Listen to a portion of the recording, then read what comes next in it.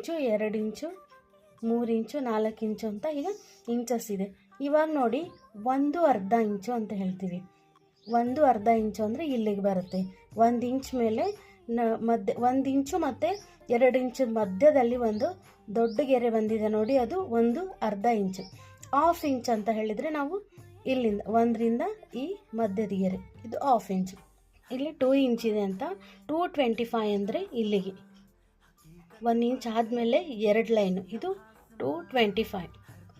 2 ಇಂಚು 25 ಅಂತ ಅರ್ಥ ಆಯ್ತಲ್ಲ. 1 2 ಲೈನು, 1 ಲೈನ್ ಬಿಟ್ಬಿಟ್ಟು 1 ಲೈನು, 2 ಇಂಚು 25 ಸೆಂಟಿಮೀಟ್ರ್ ಅಂತ. ಇಲ್ಲಿ ನೋಡಿ 2 and 50 ಅಂತ ಹೇಳಿದ್ರೆ 2.5 ಇಂಚು. 2.75 ಅಂದರೆ ಇಲ್ಲಿಗೆ ಬರುತ್ತೆ ನೋಡಿ.